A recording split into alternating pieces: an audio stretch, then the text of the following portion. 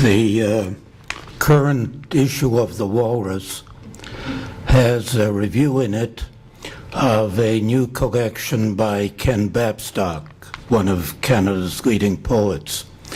The review begins with this sentence: "Poets write mostly for other poets."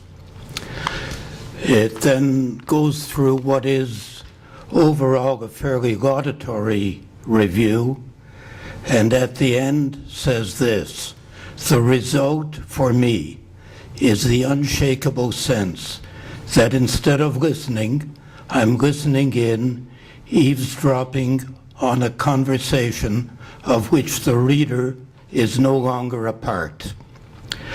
Now, that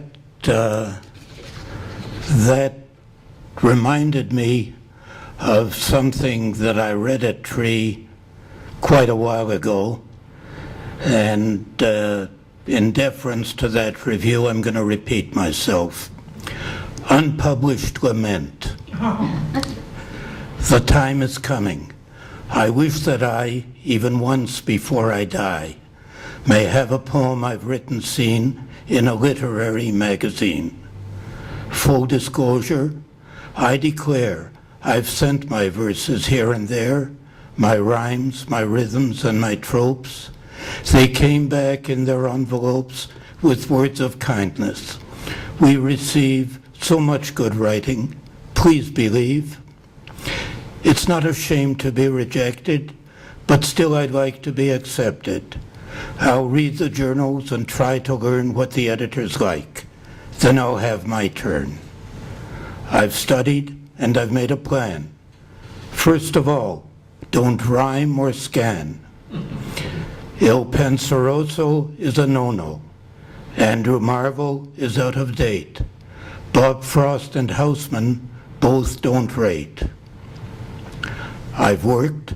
I hope I'm doing better, but still the same rejection letter. I ponder on a mystery. It's the same letter always. Could it be that there's really just one editor?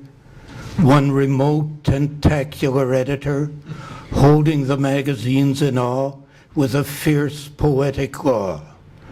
Break up language, smash up words, take milk and cream and make them curds. Throw punctuation out the window and turn your syntax outside into. On high-blown metaphors, swing and climb. But most of all, don't scan or rhyme. My thinking process goes by stages. I range again across the pages of Malinish and Antigo Hat, Fiddle-dee and Fiddle-that. Can it be all one poet there? A startling question, but it's fair. All those moody, bleak devotions to the poet's own emotions, a sad, obscure, withdrawing tide, indifferent to the world beside. An early 21st century black hole similarity. Poets in Canada don't have fun.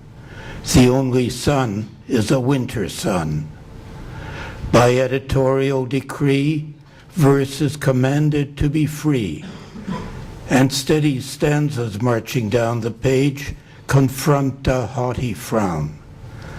But my own heart with pleasure fills when I see a line of smoky hills, and I can give a happy shout when a poem says what it's about. So what's the odds that I'll get seen in a literary magazine? I, a stranger and afraid, in a world I never made.